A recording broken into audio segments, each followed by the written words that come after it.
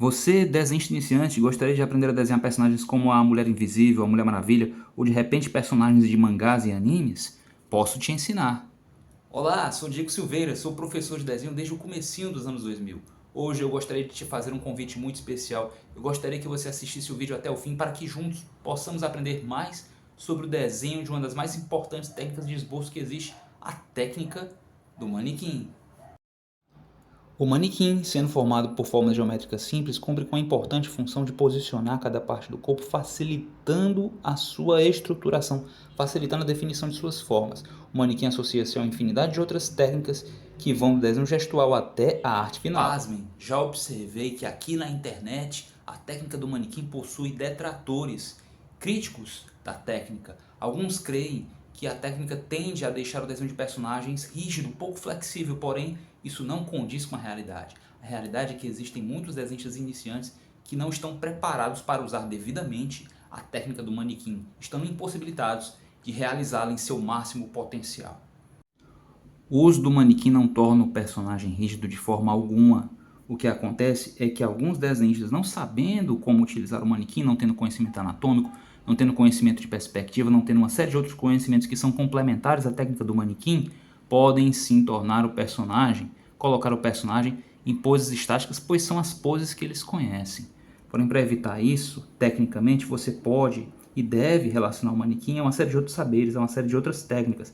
Você pode, por exemplo, relacionar a técnica do manequim à técnica do desenho gestual, quer dizer, com uma silhueta simplificada da figura, definidora de ação, gesto, como o nome deixa claro, você pode alcançar uma maior expressividade com o esboço, uma maior fluidez de linhas e a partir daqui aplicar os sólidos geométricos simples que compõem o manequim.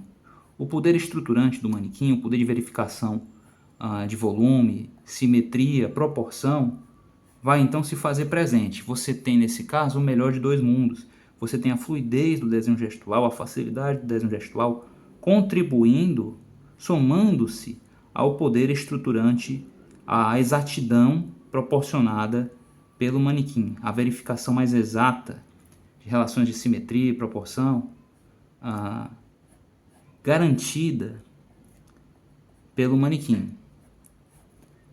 As linhas guias também entram aqui, também contribuem com esse processo, sobrepondo-se ao manequim. Então percebam, não existe uma técnica de esboço que precise ser usada de forma isolada. Você pode relacioná-la a outras.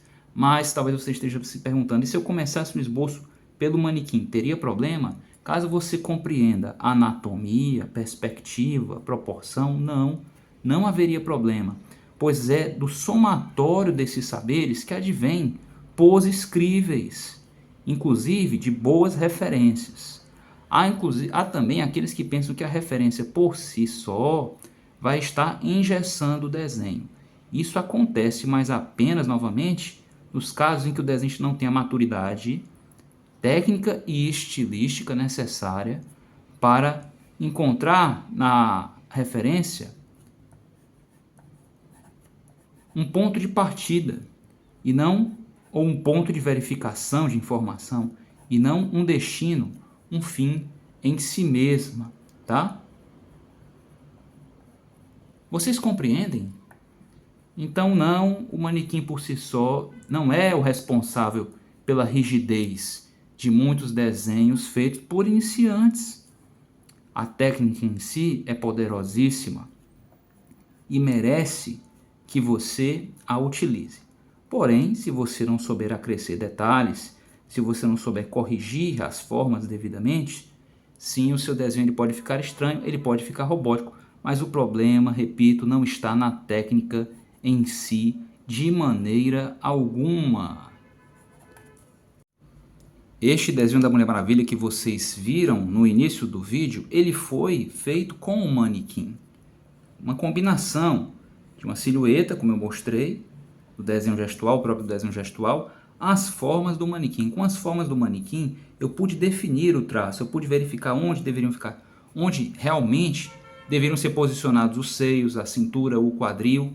E apenas uma vez feito isso, eu avancei com o detalhamento da figura, chegando ao processo de arte final. Mas o manequim estava aqui. Qual modelo? Os modelos mais variados podem ser usados para obter as mesmas figuras. O que importa aqui é a capacidade de verificação de simetria, proporção, é simplificar a forma para melhor manipulá-la. Uma vez disposta a forma, uma vez posicionada as diferentes partes do desenho, função primordial de um esboço, aí sim eu vou partir para o detalhamento. Mas, reiterando o que eu já disse, o modelo poderia ser, foi esse aqui, foi algo semelhante a esse aqui, mas poderia ser algum outro. Aliás, eu estarei em um vídeo próximo, em um vídeo que será publicado muito em breve, abordando passo a passo um de nossos muitos modelos, um dos muitos modelos de manequim empregados aqui pelo canal. Se você tem interesse em aprender passo a passo como fazer um desses modelos, informe aí nos comentários. Tá? Aproveite para se inscrever no canal e clicar no sininho. Isto é, se você deseja aprender a desenhar. Se você deseja conteúdo aprofundado, considere fazer um curso comigo. Eu ministro um curso particular, um curso à distância, via lives. Você pode informar-se a respeito na área de comentários. Entendido? Qualquer dúvida até aqui, você pode deixar suas dúvidas. Eu vou tentar saná-las na área de comentários. Combinado? Grato por me assistir até aqui. Eu te aguardo em um de meus próximos vídeos. Até lá!